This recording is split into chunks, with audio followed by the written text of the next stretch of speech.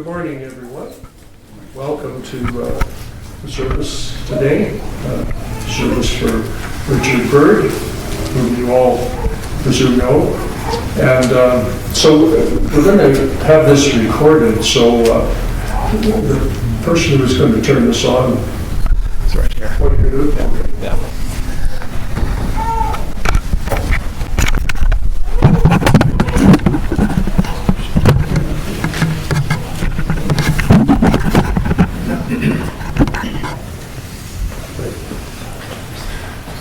Good, thank you. So here we are gathered here, and so what is the purpose of our coming together really? I like to express it as, you might call it threefold. The first purpose that we come to be here for is to honor the life of Richard Bird and all he meant to you, and so we're going to hear some stories about his life. And the second thing is we're here to offer support for one another. As you probably guessed, different people are affected in different ways in terms of the loss of someone, and so there's going to be some feelings around that. And so family, friends, we want to be here to support. And the third thing is that although it may seem long away for some people, it's depending on your age, there will be a day come when people are gathered to hear about your life and my life. And so it's an opportunity for us to reflect on what will be our legacy, what will people say about us. So that's sort of the thing, to honor, to support, and reflect. Okay, I would like to just offer a brief prayer now. God, we thank you for the opportunity to do this time together. And I just pray that for each of us we will just take the moment to be present. It's sort of a suspended time in a way that our other concerns and interests and whatnot are kind of set aside as we reflect in this time together. So let's pray as we feel ourselves calming down and in touch with our breathing and just available for your Spirit to touch us. And we thank you for the gift of this time. Amen. So we're going to start with the scripture readings, and this first one will be Psalm 23, and that's going to be read by Emily.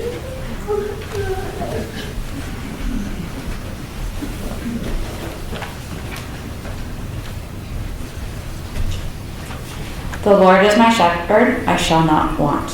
He maketh me to lie down in green pastures. He leadeth me beside the still waters. He restoreth my soul. He leadeth me in paths of righteousness for his name's sake. Yea, I thought I walked through the valley of the shadow of death. I will fear no evil. Thou art with me. Thy rod and thy staff, they comfort me. Thou preparest a table before me in the presence of mine enemies. Thou anointest my head with oil. My cup runneth over. Surely goodness and mercy shall follow me all the days of my life, and I will dwell in the house of the Lord forever.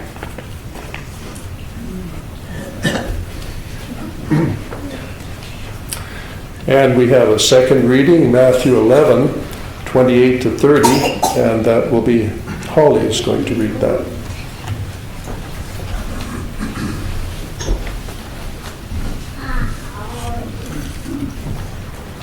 Come to me, all who are weary and are carrying heavy burdens, and I will give you rest. Take my yoke upon you and learn from me, for I am gentle and humble in heart, and you will find rest for your souls. For my yoke is easy and my burden is light.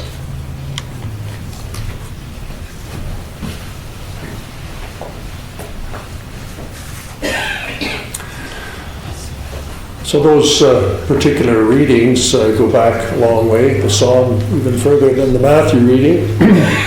And at times like this, people look to what is it? What is life about? What will comfort me?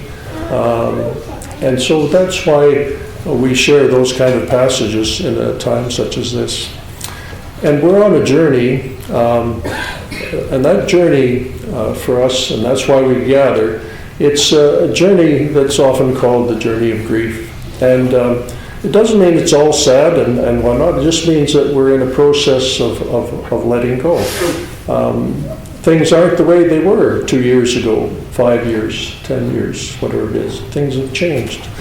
And oftentimes people, for whatever reason, move on or leave, and that impacts us. So as you go through this experience, there'll probably be some laughter, maybe a bit of crying, and that's all good, because we allow ourselves that. We begin with, oftentimes when we first hear that somebody has passed away, even at the age of 93 or 94 or whatever it is, there's an initial kind of shock, and that's natural. And even there's a kind of denial when people say, I don't believe it. And then we often go into a place of emotional turmoil. And that emotional turmoil, too, is natural and normal. And we reach a place where what we find is that if we are able to share that with other people, we are able to then have a degree of acceptance. And it's not a straight line, but it's a process, and that's the process we're in. Ultimately, we get to a place of gratitude, and that's what I think we're going to experience and express today in the celebration of life. Okay, so first, in terms of the presentation of the eulogy portions, John R. Bird, who is the brother of Richard, is going to have some words to share.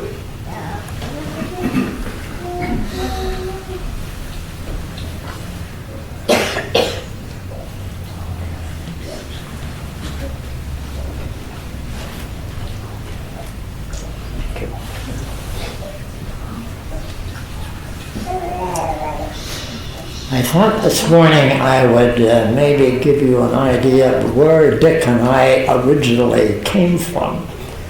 This history of Richard is really pretty good, but I'd like to start with our parents.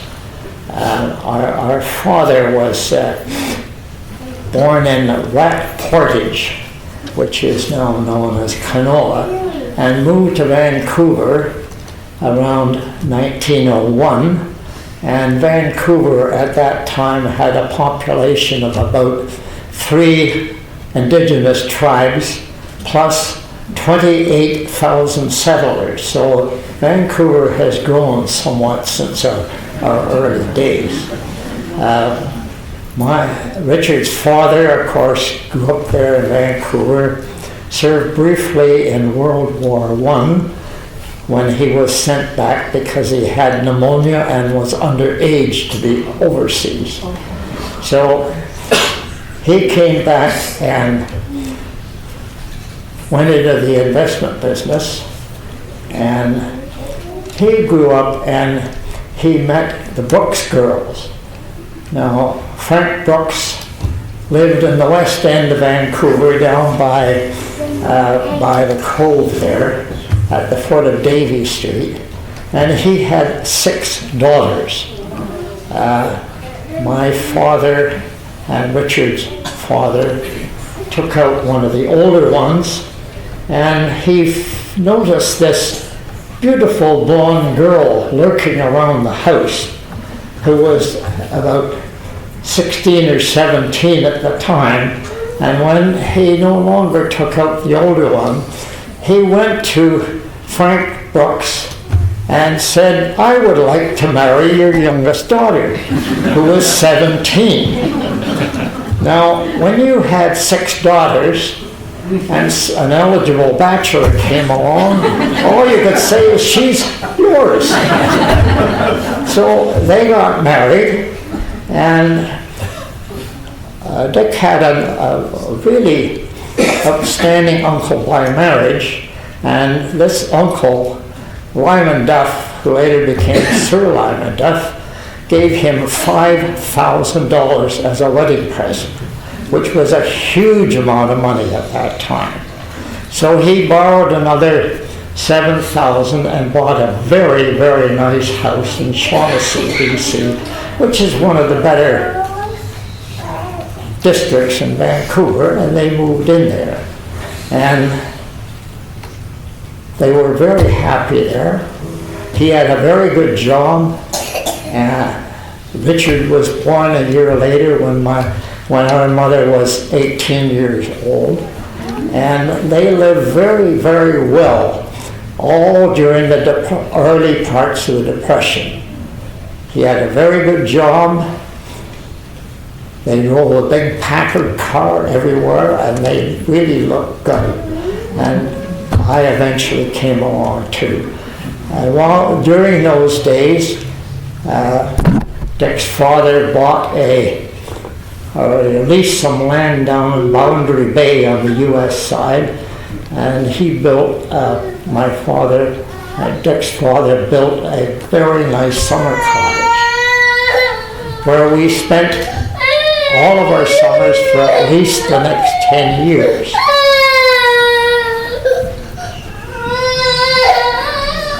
Now, Dick's father did very well during the first part of the Depression. However, later on, everything fell apart. The company he worked for went bankrupt. He didn't have any money. He didn't have any income. They lost the expensive house in Shaughnessy to the mortgage company, and he muddled along for the next few years while Dick and I were growing up.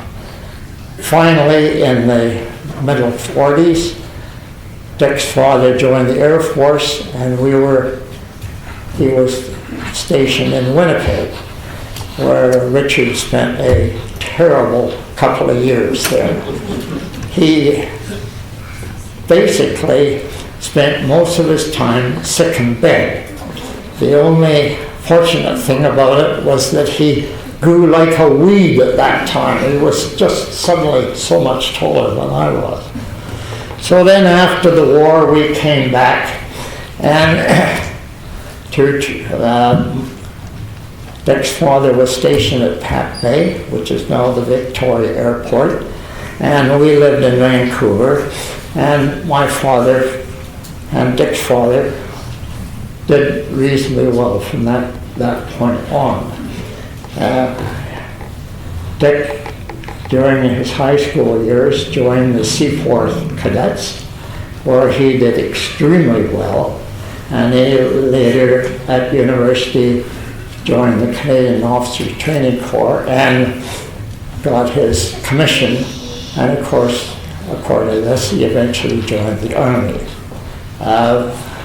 The early days when he was in the Army, he met this lovely woman, Gloria Fyfe, and he just fell madly in love with her. However, Tom Fyfe, the father, was not at all in favor of this romance or this marriage, and he tried everything reasonable to disrupt it. However, Dick prevailed. They got married, and of course, they were married for many, many years after that, and very happily married. To give Tom Fyfe credit, he eventually became a very good supporter of Richard and helped him during his career. Now, I would like to just say the rest of this is fairly well covered.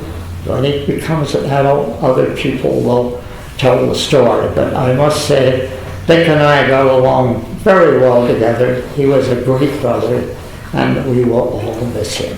Thank you.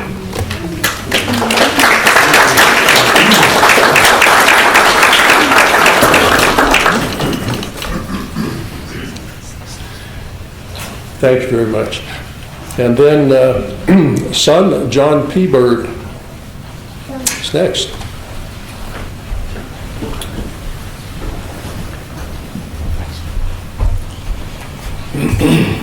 On behalf of our family, my brother and sister, I'd like to thank you all for coming and participating in the celebration of your dad's life. To a great many, Richard was very respected in all his chosen fields of work: law, arbitration, teaching, his tenure as Assistant Deputy Attorney General. A man of great integrity, passion, and all-around smart guy, as he demonstrated. He touched countless lives with his wisdom, dedication, and endless stories of his past experience, which always seemed to manage to hit the right spot at the relevant time when he told them. You will undoubtedly hear a lot of stories related to his kayaking adventures, but really I think it was all about being outdoors and on the water, and experiencing the beauty of the coastal waters of BC, which we all know and love. But for us as kids, it kind of all started with Dad with Belle Island when we were in Vancouver.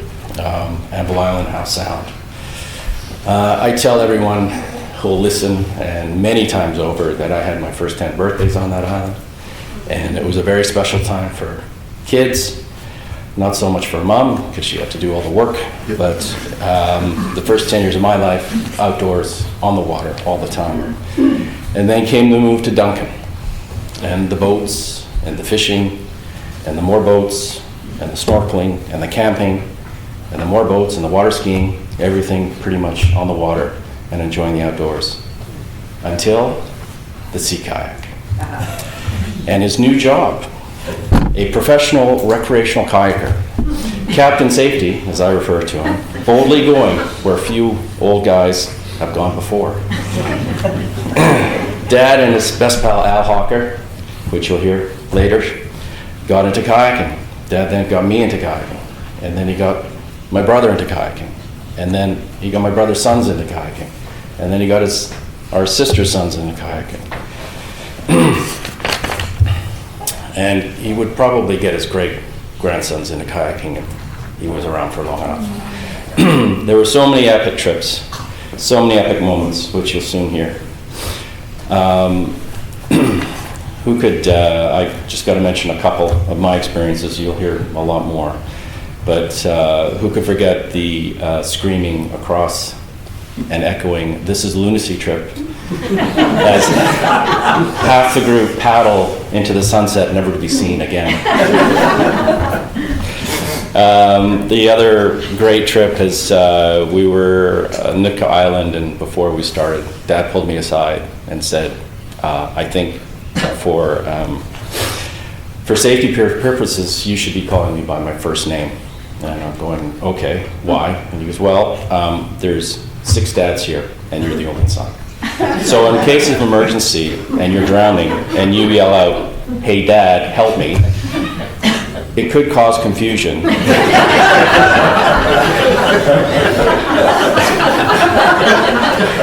And you might not make it.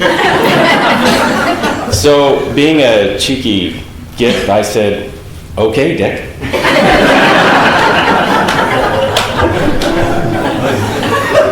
But these are a few in a long history of trips with Dad.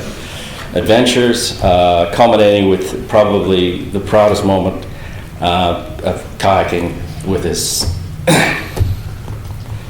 sons and grandsons together. 3 generations exploring the great outdoors of BC. Dad's spirit will live on in the countless lessons he's taught us, whether we wanted it or not. His legacy woven into the lives he's touched, but mostly important, the love, the fierce dedication to his family, and to the great pride he had in all of us kids. Today we say goodbye to Dad. But his memory and love will remain a part of all of us. Thanks.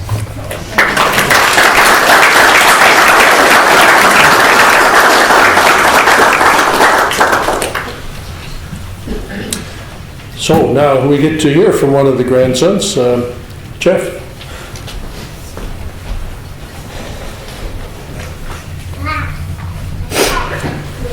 Hello.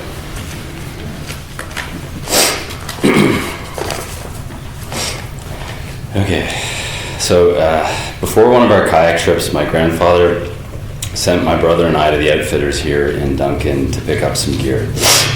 We told the guy working there that we were the grandkids of Richard Bird, and he said something that kind of floored me. He said, "Richard, that guy, the guy still going on kayak expeditions in his 80s, that guy is a freaking legend." Now, a legendary outdoor adventurer doesn't call to mind a guy who spends most of the time in pleated pants, a collared shirt, and a trusty Tilly hat. But he certainly was legendary. So I thought I'd share a few things that were legendary to me.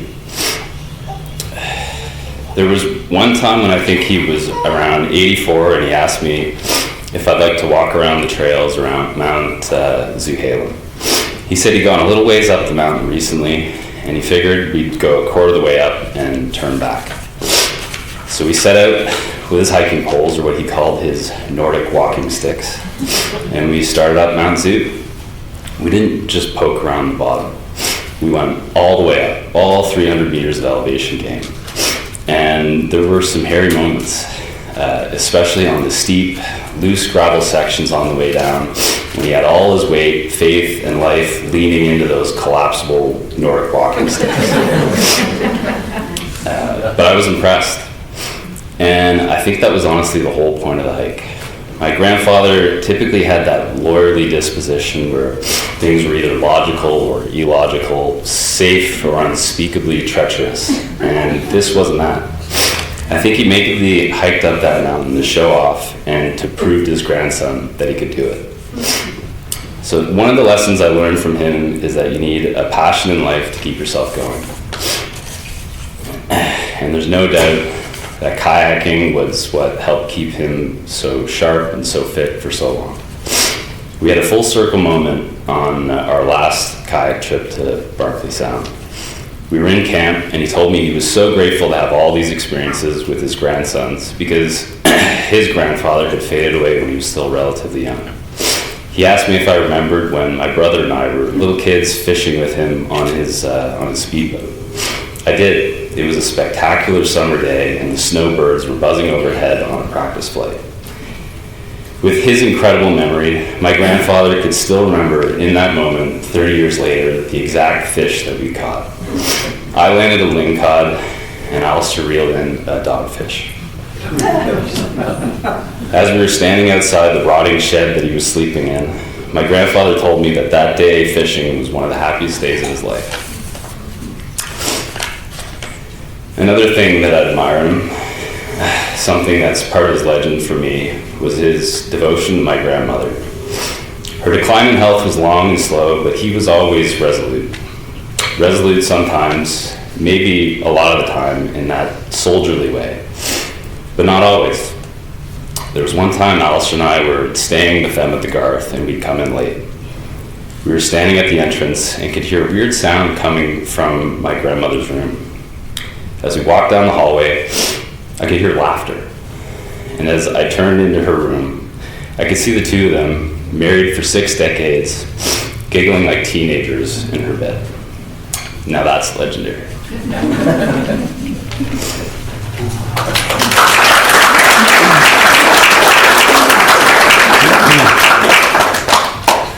Thank you so much. And Jack.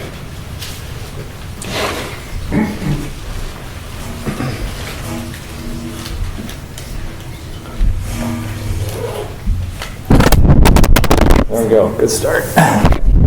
So my uncle Mike wrote on the program this list of all the roles our grandfather played. I won't read them. You have them in front of you, but I think from John we're missing Captain Safety here. But as a new parent, the one that resonates with me most right now is teacher. He was a man of letters. He had an encyclopedic knowledge of a variety of subjects and histories. And he had a safety tip or two, as you learned. But I don't mean teacher in a formal sense. I mean more as an elder, someone who imparts wisdom. When I walk in the woods, I think of our grandfather. I think about the time he taught me that you don't need a compass to know which way north is. When I walk down a country road, I think of our grandfather. I did that this morning, actually. I think about the time he taught me to face traffic head on. When I think about war, I think about our grandfather. I think about the time he told me war is so silly, but tragically sometimes necessary. When I visit the coasts, as I am now, west or east, I think of our grandfather. I think about how he taught us to understand, engage with, and appreciate the environment around us together, as we did on those kayak trips. I could go on and on. We learned so much from him.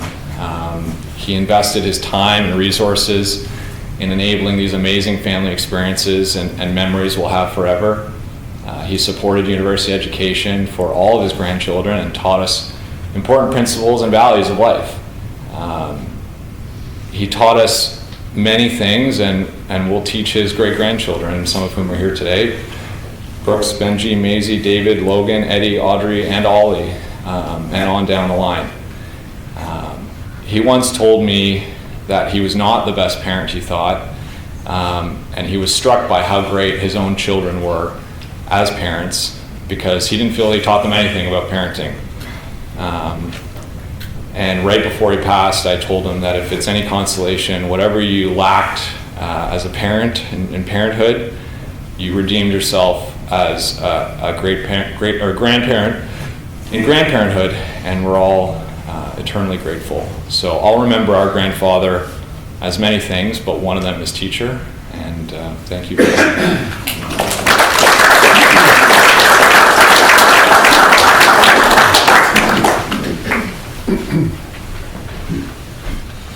Alastair.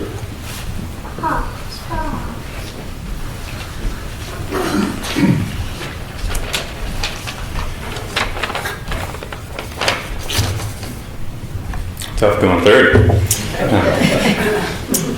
So in celebrating the life of my grandfather, I can't help but feel overwhelmed by the incredible impact he had not only on my life, but to so many others around him, including all of you here today. He was a man who lived an extraordinary life, rich with adventures, triumphs, and an insatiable curiosity for the world around him. Along the way, he took on many titles, as you've heard today, but to me, he was simply grandfather.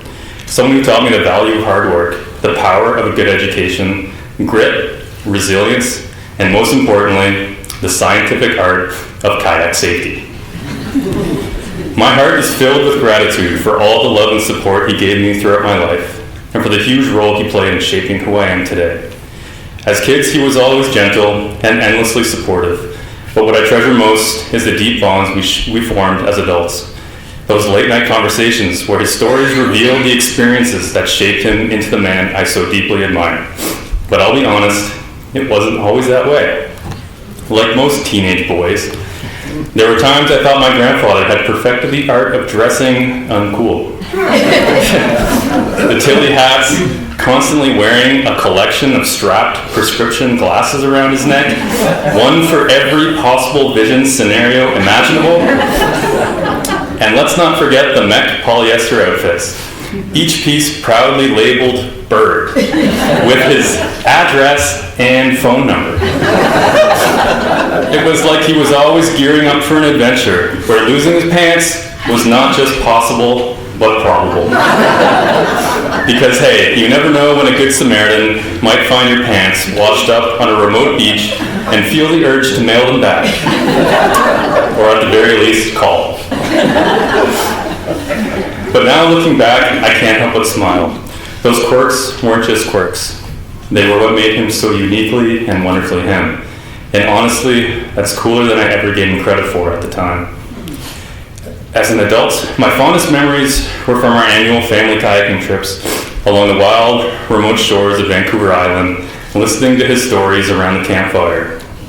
And when he told a story, it was never just one.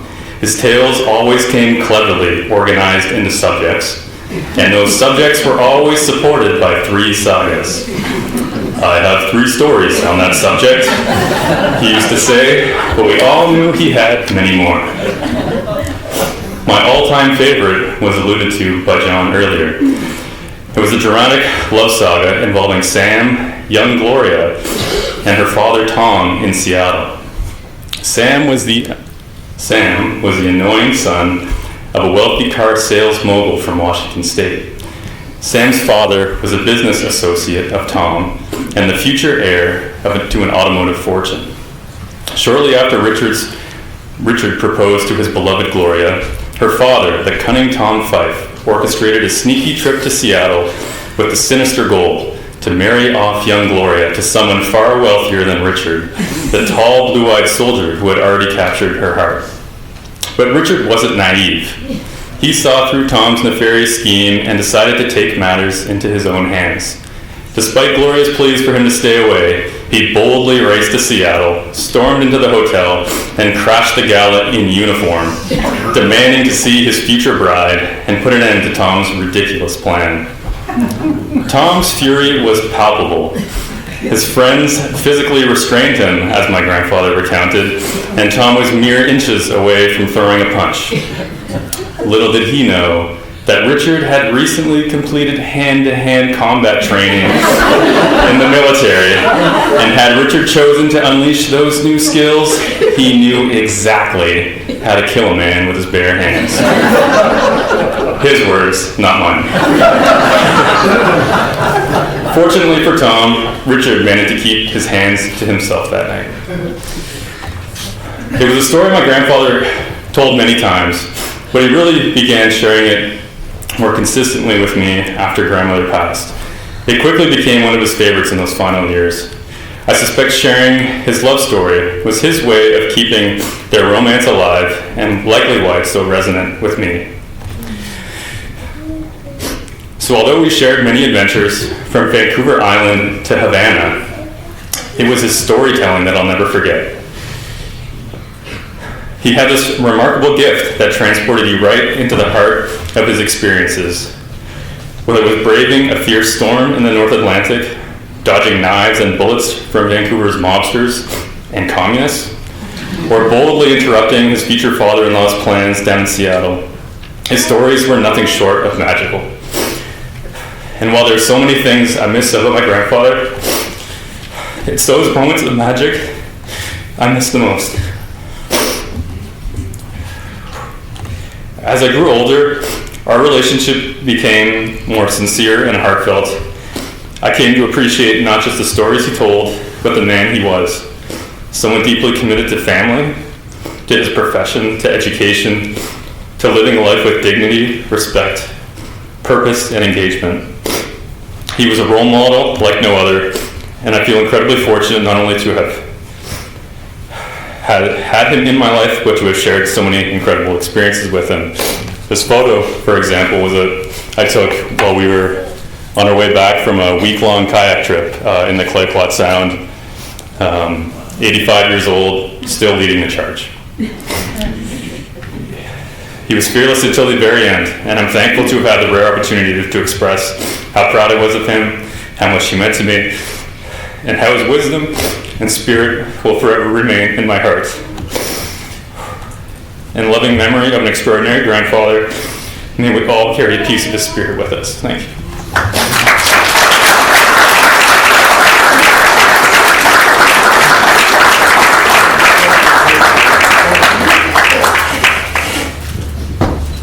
Okay, thank you, all family members. And now a friend, Al Hocker.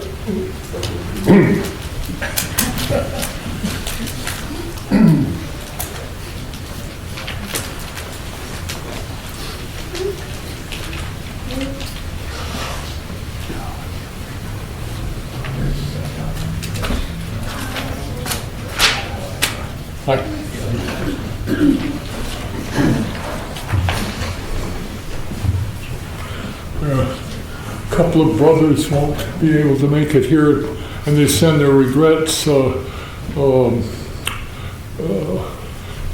Fantillo and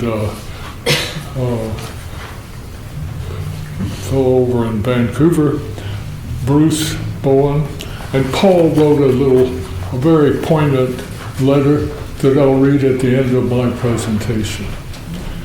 So Richard and I were close friends for over 45 years. And it all started when I bought his house, he moved next door. Now, I don't know about you, but usually when I sell a house, I just hand it over to somebody else and say goodbye. That's the end of it. But instead of that, he showed an interest in all the renovations that we did, starting with the gazebo, which was the first thing. Came over in a coat and tie with Gloria. We had cocktails and inaugurated the gazebo. We had lots of adventures together, and it started with boating. We found ourselves in his speedboat in Barkley Sound. Well, the speedboat was fine for getting there, but then once you got all your stuff on the beach, you were stuck with this. What did you do with the speedboat? You had to park it someplace out, and then how do you get back and forth to it? So we were having all that trouble. A kayaking group from Seattle pulled in next to us on a beach, pulled up their kayaks, got out, and within half an hour were passing out little pieces of pizza that they had grilled in a pot. So that's it. That's what started kayaking for both of us. Of course, when we were out there, he was camping, and he had sworn that after 2 or 3 years, or how many ever years it was in Korea, he would never go camping again. But there he was, and you know, he did nothing but camp afterwards. Our first trips were to Claycott Sound and with my son Ben to Rugged Point, and then Glenn Robinson chimed in, and we went someplace else. And pretty soon, like everything happened in Duncan, a whole bunch of people would join us, and pretty soon we had a steady group of 10 or 15 kayakers that went out together. So we also bought 2 lasers and sailed those around Samos Lake, raced each other. Then, of course, other people wanted to join in. Pretty soon we had sailing places. We were sailing every couple of weeks in different people's houses. And that morphed into the Samos Lake Regatta. And that was a grand event in which Tom King was sweating happily over thousands of hamburgers, and just we had the swimming pool to play in. The Samos Lake Regatta was a wonderful thing. Another adventure was flying. I took him on reconnaissance in my plane to look over where we were going to go camping the next time. And then we also flew down to Reno with Steve Faulkner.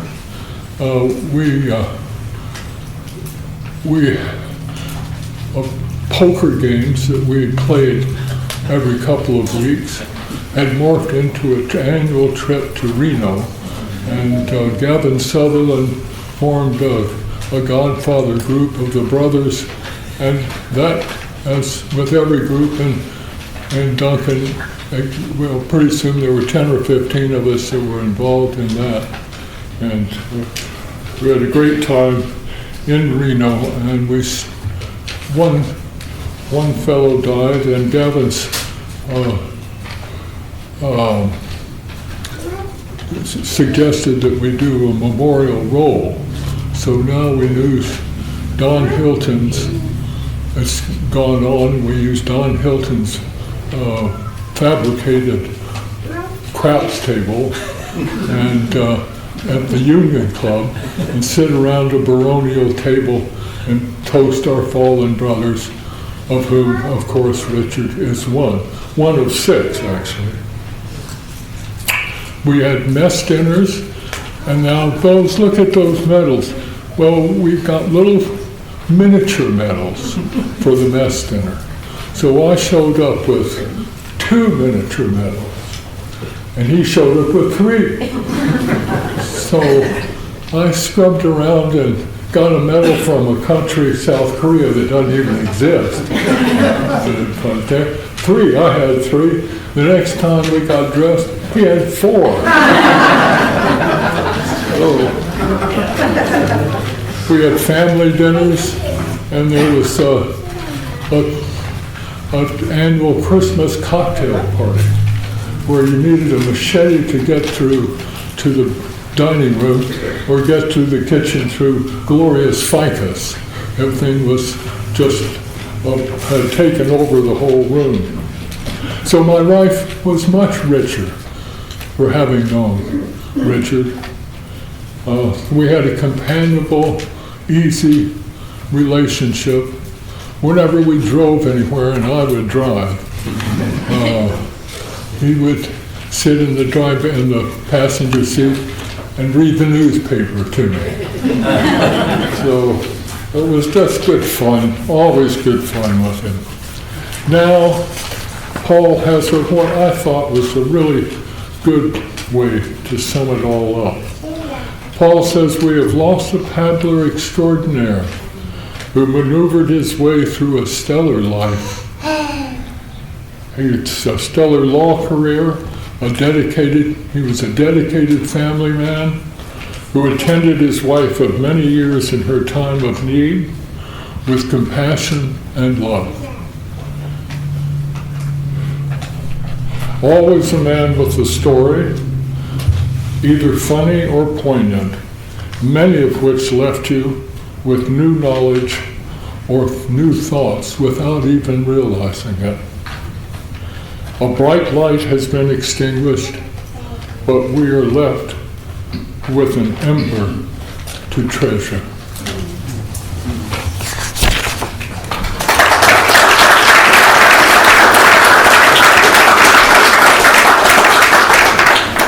I thought I could start something with this. Nobody ever took me up on it.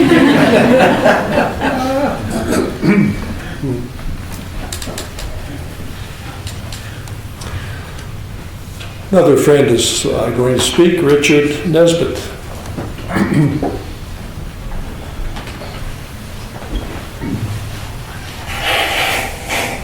Thank you, Godfather, for that wonderful little speech we got. Al is the godfather of this group who goes down to Reno every year. A title which he holds more dear, I think, than that of doctor.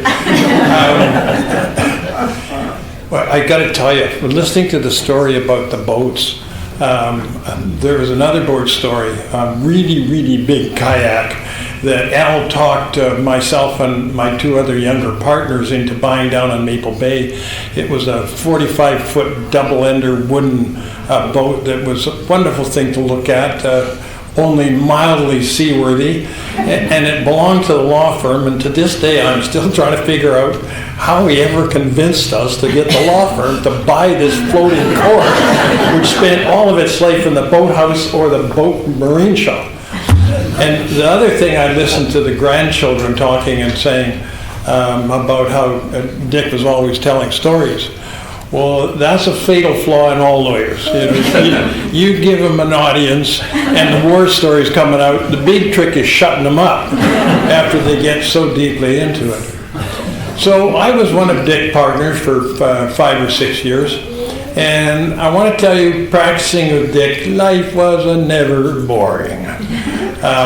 But it was also never like horseshoes, where close you got points for.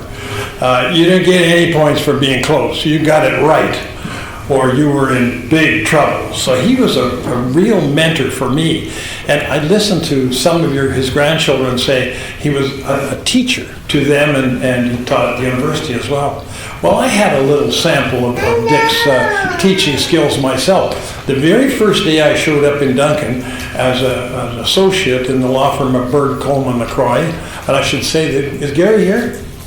No, Gary LaCroix, the other partner, is very ill and couldn't come today and asked me to give his regrets. Anyway, Dick called me into the office very first day and said, "Now listen, I interviewed you, but I've never seen anything that you can produce in print. So I want you to know that for the foreseeable future, all of your correspondence after it's been dictated and typed will hit my desk before it can be sent out and circulated to the world at large. Because my name is on the top of this list, and you're speaking for me." Okay. And then you go through your arts degree, your law degree, you figure, I'm pretty hot stuff. Anyway, so at the end of the first day, my secretary delivers all of my correspondence to Dick's desk. And the next day I come in, sure enough, there's all my correspondence sitting on my desk. And I gotta tell you, I think it was grade 3 in Yorkton, Saskatchewan. It was the last time I'd seen that much red ink on anything I had produced. Pretty discouraging, to say the least. Well, needless to say, this went on for a couple of days, and then Dick called me in and says, "Never mind all the red ink." He said, "The content of the letter are fine." He said, "But your style needs a little refining, and we'll work on that." So that was my teaching experience with Dick.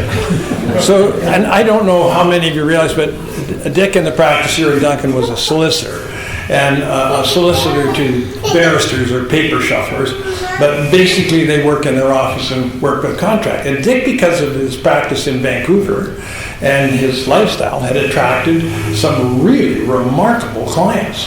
And I was hired in the firm to be their civil litigator. So Dick would have these files until they got to the point where clearly it was going to involve some kind of a court appearance. And because of the nature of his practice, these were files that any lawyer in Vancouver would have killed to get their hands on. Not only were they profitable, they were unbelievably interesting. So, and what would happen is Dick would negotiate the file and try and solve it without the necessity of litigation. And when that proved to be impossible, he and I would sit down and say, okay, this is what we're going to do, how we're going to run the trial and the hearing. More often than not, it was a labor matter. And Dick was very knowledgeable in that stuff, and I did zip. So I was glad to have his help. So here I'm going to tell a couple of war stories, but I'm going to be mindful of a remark that was made to me by several Supreme Court justices. And Brian, you were probably there when they said it. Listen, Nesbitt, keep it short and get to the point. So I'm going to try and do that. And the one of them was a situation where Dick had represented a steamship company that ran a cruise ship on the West Coast up and down. And this cruise ship company fired all the bartenders. And there was going to be an arbitration as to whether or not they should be reinstated. So Dick had tried everything to settle it without the necessity of a hearing. Didn't work. So we're trying to set out how the hearing would be run, who the witnesses would be. And we had a bunch of statements that had been given to us by the private investigators. And Dick picked out the ones I liked the look of this one, because we had pictures beside each one. Liked the look of this one and that one, and a nice clear statement. Clearly they know what to do. So anyway, long story short, we put this one old fella up on the stand. He's about 5'6", very well spoken, and he had a fairly brief statement to make. So I put him on the stand, and he gets his statement out, and this is Dick's witness. He was keen on him. Anyway, the lawyer who's acting for the labor union started to cross-examine him as to what his credentials were to be conducting an investigation of this nature. He was just a passenger. And he kept hounding this guy, and finally he dragged out of him that he was retired from Her Majesty's service in England as the director of MI6 and had been in charge of Her Majesty's personal security for 2 years before he left the service altogether. Classic example, in order to never ask the question you don't know the answer to. Anyway. So Dick and I are just eyes bugging it. This can't be for real. We checked him out. He was real. Anyway, get to the point. So the point was, I said to him, look, I want to take you to lunch to talk to you. And I said to him at lunch, I said, what in heaven's name are you doing in Victoria after a career like that? And he said, oh, it's simple. He said, we had one daughter. She married a Canadian. She moved to Victoria with her husband, got pregnant and had a baby girl, and my wife announced to me that I could stay in London and have tea with the great and glorious, including Her Majesty, or come with me and have tea with our new granddaughter in Victoria, and here I am. So that just goes to show you the degree of affection which can exist between a grandparent and the grandchildren. It's a very special relationship, and in listening to the grandchildren here today, I'm not surprised to hear that the relationship which you shared with Dick was as strong as it was. So, and there's lots more, but I'm not going to go there, or I get lynched on the way out the door. But I do want to say that Dick was a great mentor for me, and we did lots of those kind of things together, and I socialized with him quite a bit as well. But you know, Dick was a real intense guy, and though every experience I had with him was beneficial, educational, and whatever, wasn't always warm and fuzzy. He was a pretty intense guy. But even that I learned to appreciate, like some of his grandsons admitted here. You had to learn from him. Anyway, thank you very much.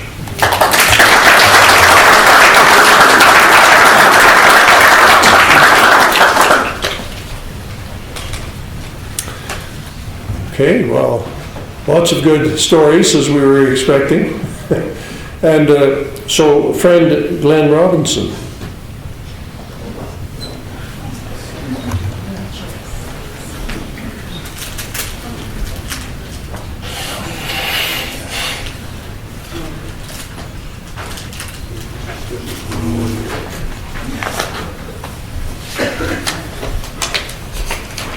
Yeah, first of all, thanks very much, John, for putting me after Dick Nesbitt. It's always a hard act to follow. Anyway, my name is Glenn Robinson. I've known Dick in several capacities. We were neighbors for a number of years on Norcross Road, and I was an active participant in the Salmonus Lake regattas, which were quite the deal. And I was one of his kayaking buddies, one of the not the first one, but one of the second tier. And lastly, I was his family physician to he and Gloria towards the end. So I know the man well. You're not going to hear any stories from the medical side. My stories will be from the kayaking side. And I've sort of labeled my talk or life lessons I have learned from Richard. There's 3 of them, each with a little story. The first one I learned was about accountability and how important it can be. And the story revolves around a trip we were making from Nootka Island down to Tofino, and one of the stops we had was at Hot Springs Cove. It'd been a long day of paddling. We paddled in there. It was fairly late. There was a lovely little beach not far from the hot springs. We thought, oh, this looks perfect. Let's go there. So off we went. We landed there, set up our camp, and not long after, a little skiff arrived with a young native fellow who said, you know, you guys are on an Indian reserve, eh? And we said, oh, are we? We looked at our charts, and sure enough, he was right. And Richard said, you're right. He says, we would happily pay a reasonable fee to camp here.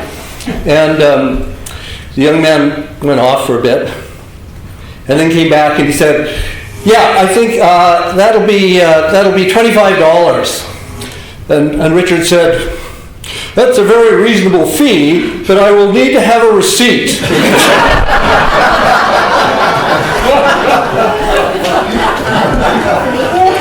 At which point the young man went away again and conferred with his father, who happened to be the chief, and came back and said, oh, you guys can camp here for free.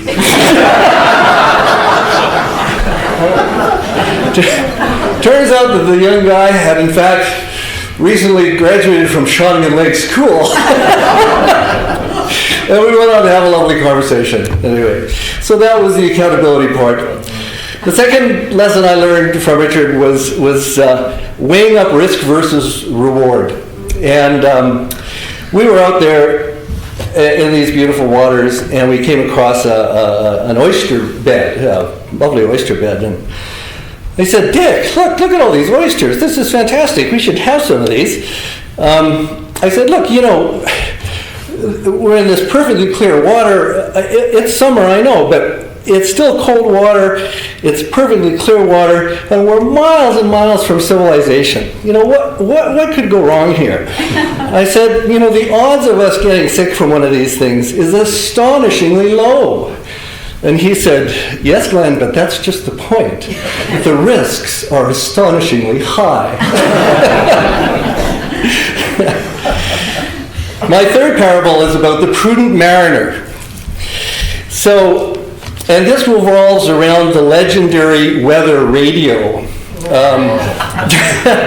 Now, Dick had a little weather radio he treasured. He kept it in the original little styrofoam box, little packaging, and in the box, and it was buried deep within his personal effects and would come out when he was ready for it to come out. It was rather like, I can only say it was like the conch in Lord of the Flies. So this thing would come out, right? And I believe it was Morley Callahan that said once, he said, Canadians are a people that love nothing better than to sit by the radio quaking in fear at the latest weather broadcast. And this was indeed the case with the weather radio. It would come out, we'd all gather around, Dick would hold the radio up and we'd tune it to the right weather channel, and then we would sit there and we would listen to the continuous marine weather broadcasts from wherever it was coming from. And you can listen to one of these things, and what we're listening to is exactly the same, but what we hear is completely different. So they would talk about a strong building ridge of high pressure, and I would say, ha, great weather, it's coming. Dick would hear, gale warning.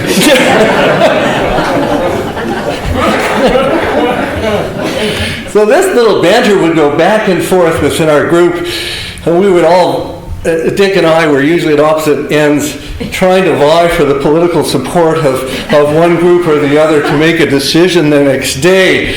And it turned out that this was two distinct factions of weather reporting. And my group was named Hope Springs Eternal. Dick named his group Truth in Weather.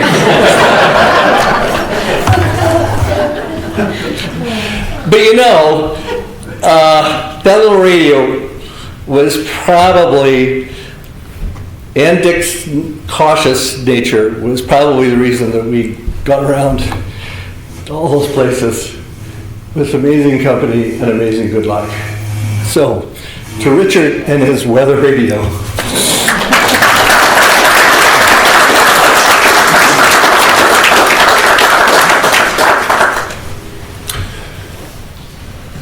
Okay. Now, Sharon Sharon care provider? Yes, Sharon.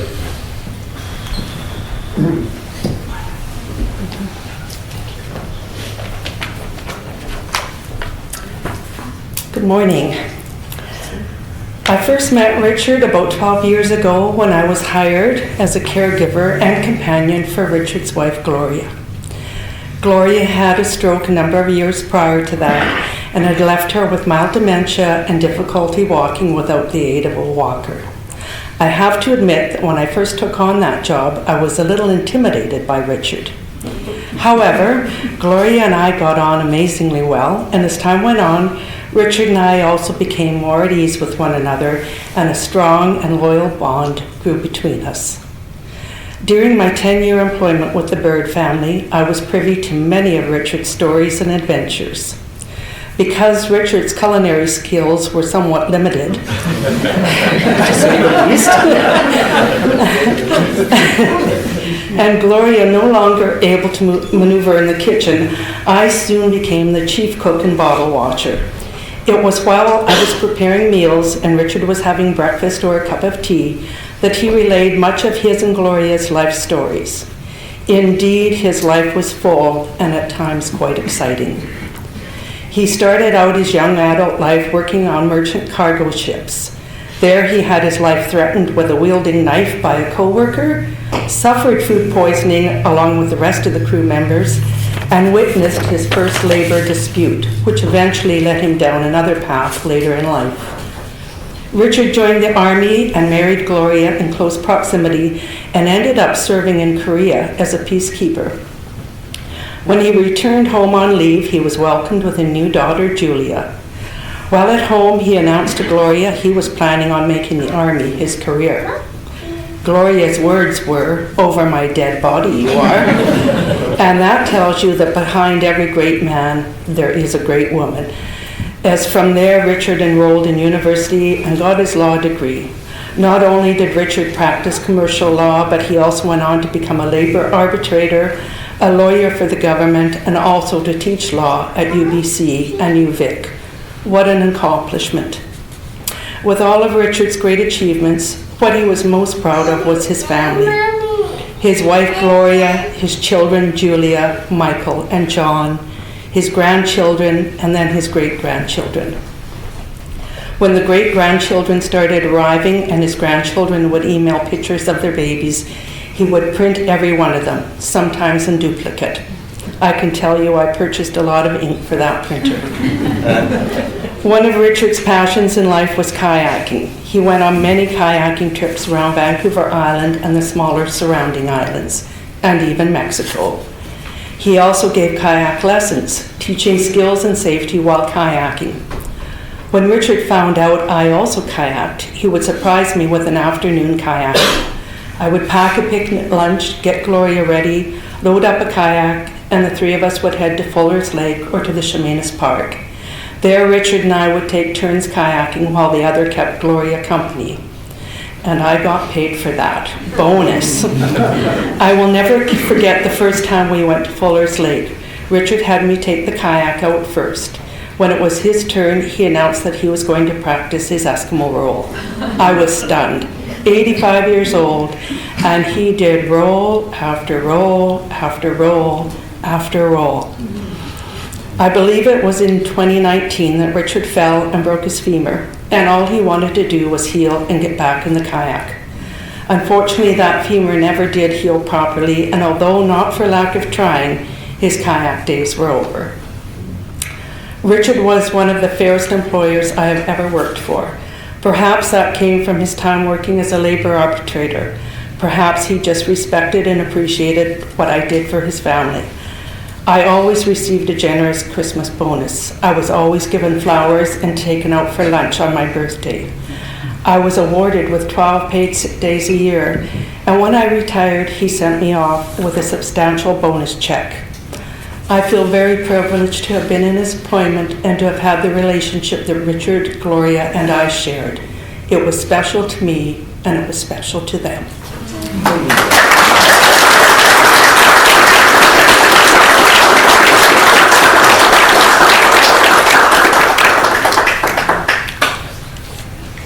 All right, our last person is Greg Perry.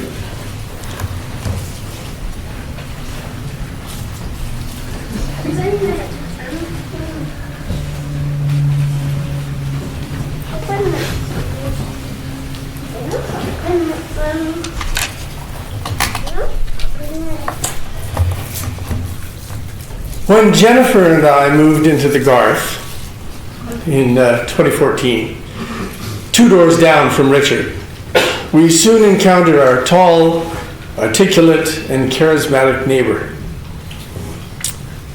One of the first questions he put to us was, "Do you enjoy kayaking?"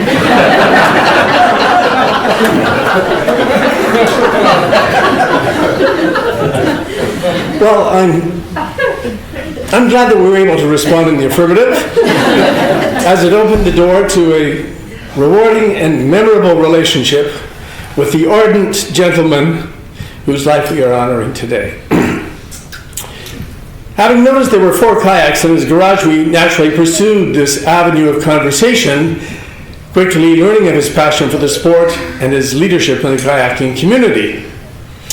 Well, this led to his generous offer of afternoon kayaking on Fuller Lake. Of course, the first step to that was kayak safety training.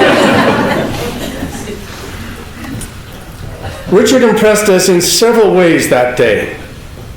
First, observing an 86-year-old donning a very tight dry suit and then performing several deep knee squats to remove the air from the suit set the bar for our future fitness aspirations. When he demonstrated a wet exit from his kayak, he surfaced with a small wound on his forehead. "There is a rock down there," he pronounced emphatically.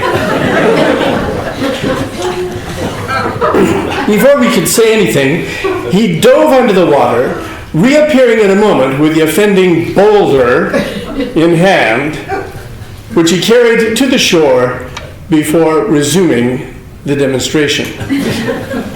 Finally, we marveled how adroitly he was able to hoist himself back into the kayak as the two of us struggled mightily to follow his excellent instruction.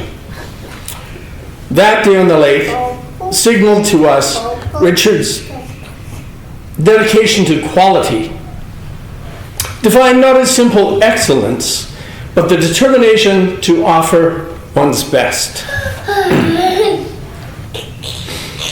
He thought that the homes at the Garth exemplified quality construction.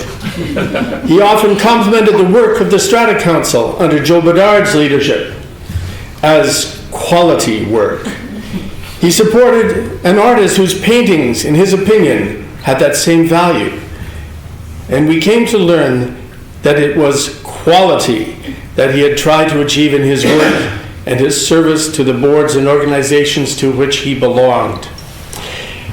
He implied that he moved to the island because the quantity of hours that he worked in Vancouver impeded the quality of the life that he desired. We encountered Richard and Gloria, as neighbors often do, when arriving home or on leaving it. Occasionally we met at social gatherings, other than strata meetings. But we really got to know Richard during the pandemic, as he took his daily walk around the property, often accompanied by either Jennifer or me, in conversation the whole way. Having completed the circuit, we would take seats in our front walkway and porch, even in the cold, following the prescription of social distancing. In the hot weather, we enjoyed something cold, like blackberry vinegar with soda water, or on colder days, some tea or hot chocolate, and usually something sweet to nibble on, like cookies. The conversations continued, and we were treated to the significant stories of his experience, which many of you have already mentioned, which came about as a natural connection to whatever we had been discussing. Richard and I had Shawnigan Lake School as a common reference. I retired as a drama teacher from the school.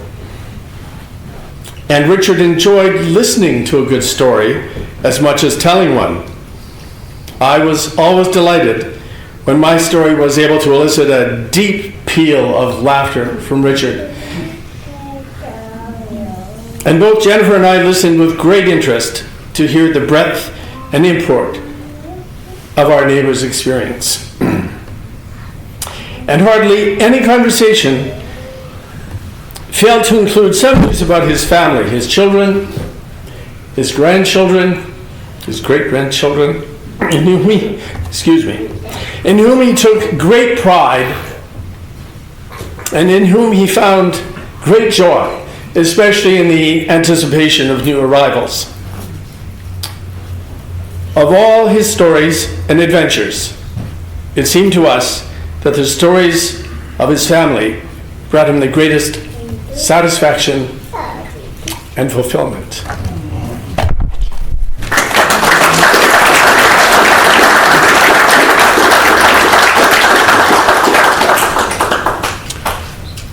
So now we're going to see the screen slideshow of Richard's life.